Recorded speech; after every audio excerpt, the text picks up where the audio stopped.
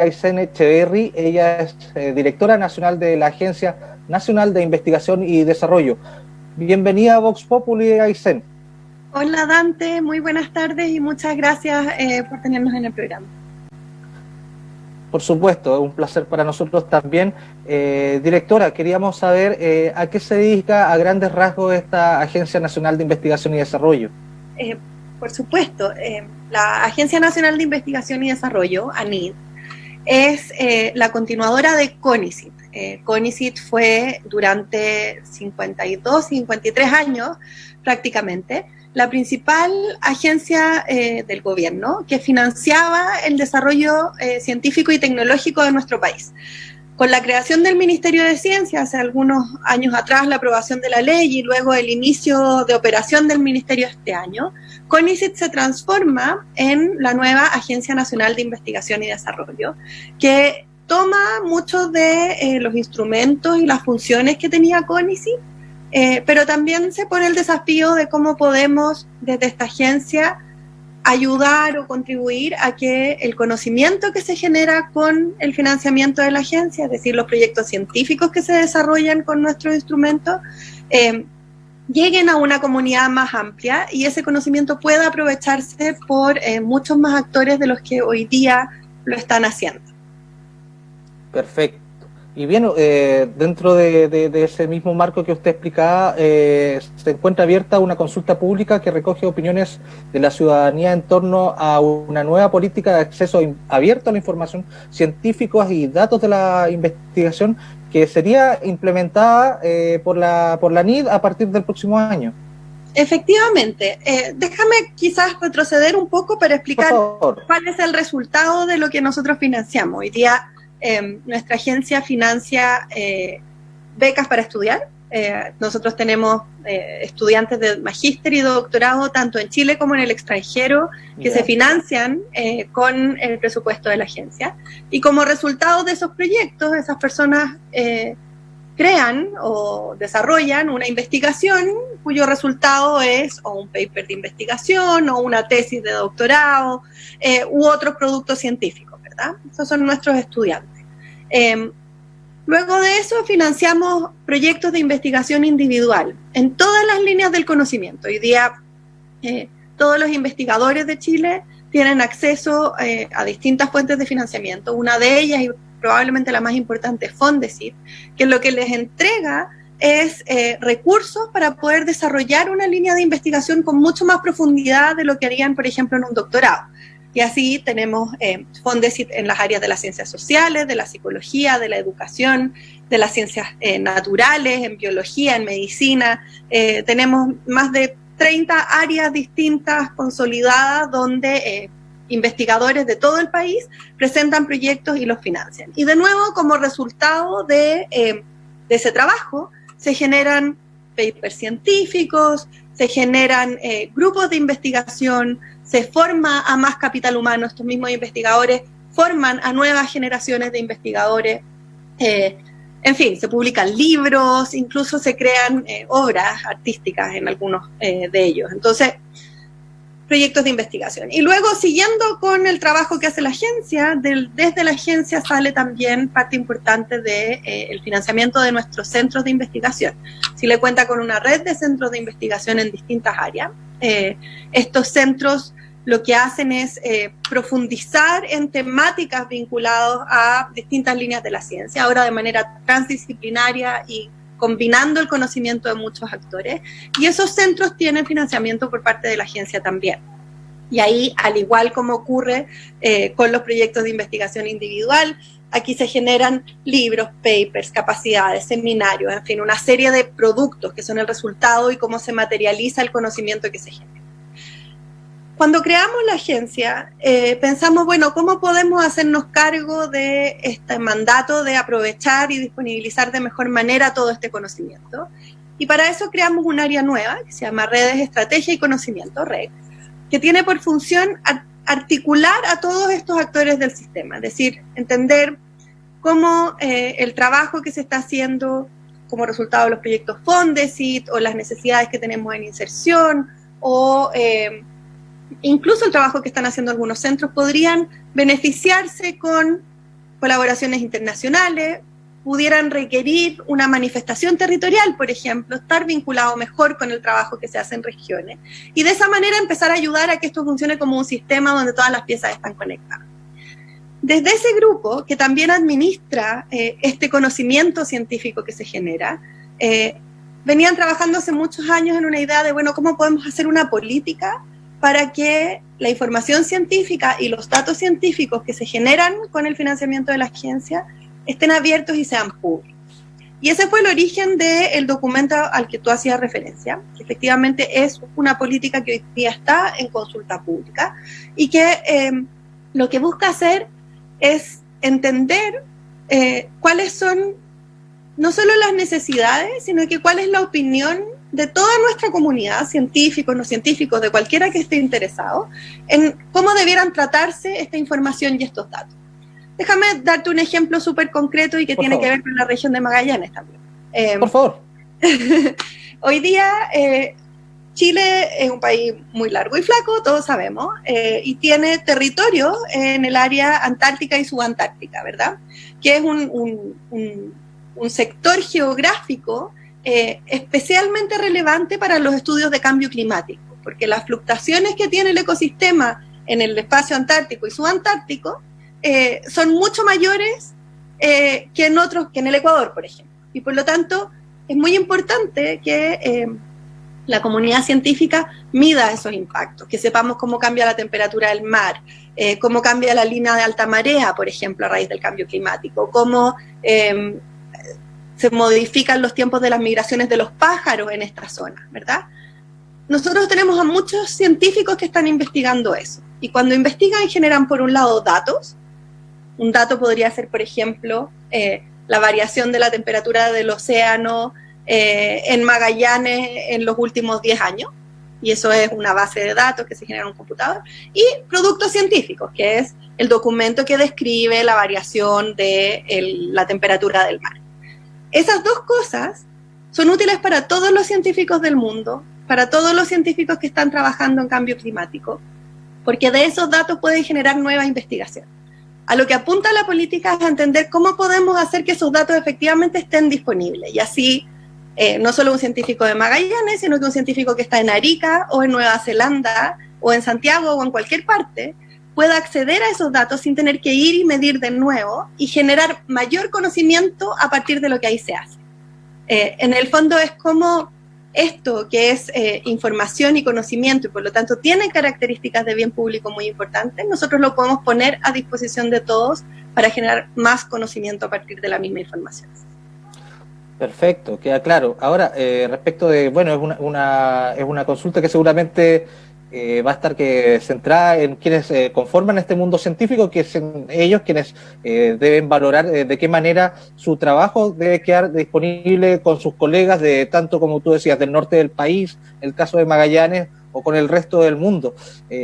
Quizás por ahí vaya un temor que se pongan algo celosos con su trabajo.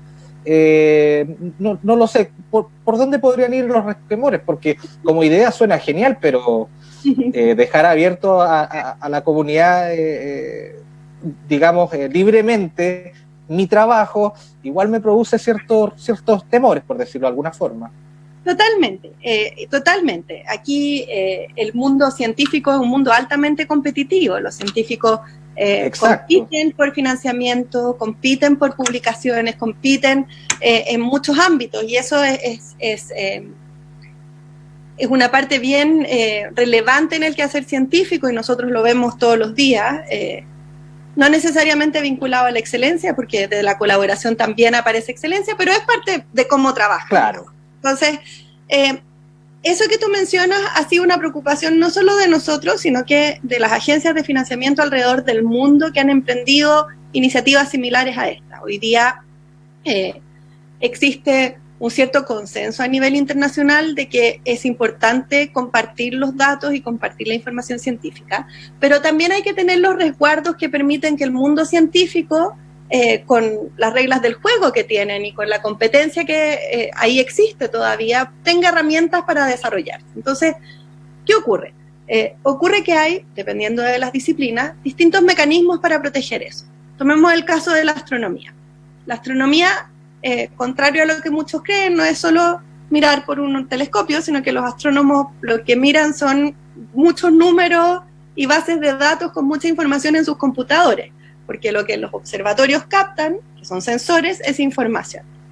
Esa es la base del trabajo que ellos hacen. Y en el caso de la astronomía, todos los astrónomos se pusieron de acuerdo y acordaron que los datos tienen un periodo de embargo, es decir, los datos pueden ser utilizados por el investigador por un periodo de tiempo que en este caso varía entre 1 año y 18 meses.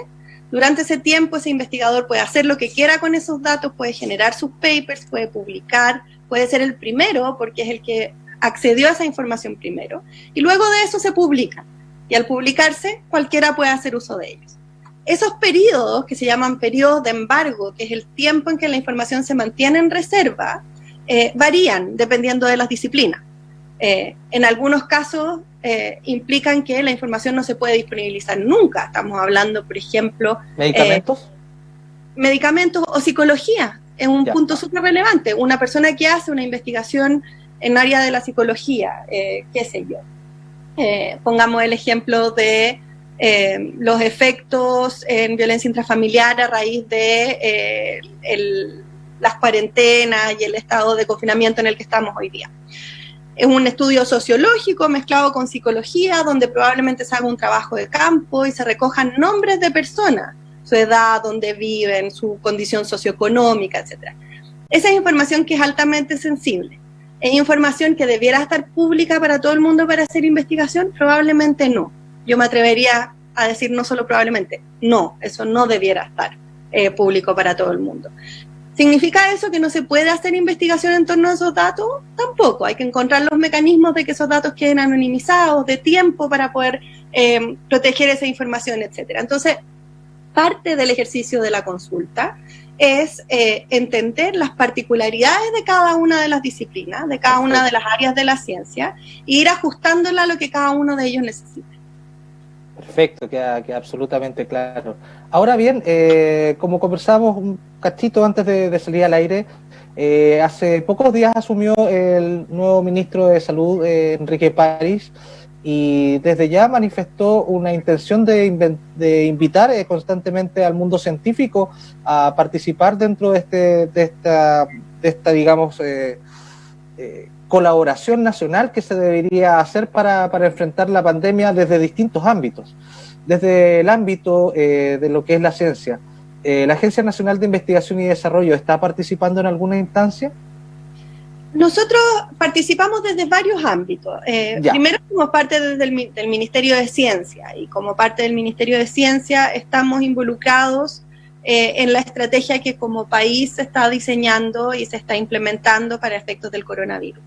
Pero el efecto de la pandemia también tiene implicancias directas en el trabajo que hace la comunidad científica. Y hay dos iniciativas en particular donde están hoy día alojadas en la agencia, que creo que son muy relevantes y van en la línea del trabajo que está haciendo el nuevo ministro de Salud también. Por un lado, y impulsado por la subsecretaria de Ciencia, se está hoy día apoyando una red de laboratorios científicos que contribuye al diagnóstico del COVID. Nosotros tenemos en nuestras universidades, en nuestros centros de investigación y por las distintas líneas de financiamiento que te comentaba, distintos laboratorios a lo largo del país que hacen investigación científica. Y nos dimos cuenta que el trabajo que ellos hacen es muy similar al trabajo de procesamiento de las muestras que se hacen en los PCR para efectos del diagnóstico del coronavirus. Por lo tanto, había una oportunidad de aumentar la capacidad diagnóstica del país. Se articuló a los de laboratorios científicos, se destinó presupuesto para que pudieran reconvertirse temporalmente y apoyar a la red de salud. Y eso está hoy día andando, y hoy día cerca de entre el 10 y el 13% de la capacidad de diagnóstico nacional viene de los laboratorios científicos. Es un ejemplo claro de una colaboración muy estrecha que existe hoy día entre el mundo científico y el ejercicio de la pandemia.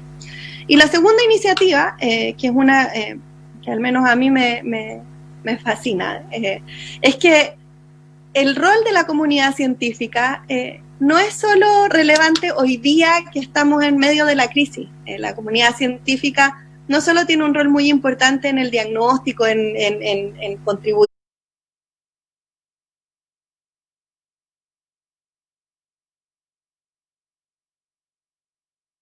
a investigaciones que lleven a una posible vacuna, etcétera, sino que la comunidad científica tiene el conocimiento que nos va a permitir estar mejor preparados para las consecuencias de la pandemia.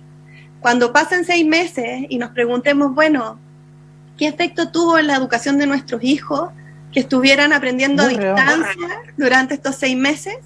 Eso es algo que hoy día no sabemos y tenemos una comunidad científica vibrante en muchas disciplinas que puede ayudarnos a responder esa pregunta. Lo mismo que ocurre con cómo se organizan nuestras ciudades, por ejemplo. Tenemos científicos en el área de urbanismo que nos pueden ayudar a entender cómo los periodos de cuarentena afectaron el desarrollo de las ciudades. Lo mismo en economía, lo mismo en sociología, lo mismo en filosofía, en psicología, etc. Y para ayudar a que ese conocimiento esté disponible y nos enfrentemos a estas consecuencias mejor equipados, lanzamos hace alrededor de un mes atrás un fondo COVID para preguntas vinculadas a la consecuencia de la pandemia. Recibimos más de 1000 postulaciones de científicos de todo Chile. Les exigimos que los resultados de esa investigación quedara público, un poco adelantándonos a lo que es la política y la consulta. Muy bien. Estamos en pleno proceso de evaluación. O sea, ¿qué es lo que tenemos? Es un rol no solo en la emergencia, sino que en las consecuencias posteriores de esto y así prolongar algo que hoy día es muy evidente, que es que la comunidad científica tiene mucho que aportar en esta crisis y en nuestro quehacer cotidiano también. Por supuesto, sí, como usted bien decía, uno se centra en lo científico en estos momentos y con ansia de la vacuna, cuándo llega la vacuna y cuándo llega la vacuna, pero se pierde de vista ese punto. Primero, que las ciencias no son solamente una persona en un laboratorio, sino más bien también abarcan otros temas como sociología, psicología, etcétera, donde está la investigación presente. Y por supuesto que cae como de cajón, por decirlo coloquialmente, de que nuestras vidas después de esta pandemia no van a ser las mismas, claramente, seguramente no van a ser lo mismo. Solamente por poner un par de ejemplos, los eventos deportivos con mucha gente en los estadios, las obras de teatro, cine, restaurantes, nos va a cambiar absolutamente la vida y por supuesto hace sentido de que es muy necesario comenzar a anticiparse desde ya a esos cambios que vienen para poder dar soluciones que se pueden ver quizás si se miran así, quizás que caen de cajón, pero no tanto si es que no se le da un enfoque científico, que solamente requiere ocupar el método científico para sacar una conclusión y obtener buenos resultados, por decirlo de alguna forma. Efectivamente, y esa es un poco la apuesta a la que estamos haciendo y que está haciendo la comunidad también.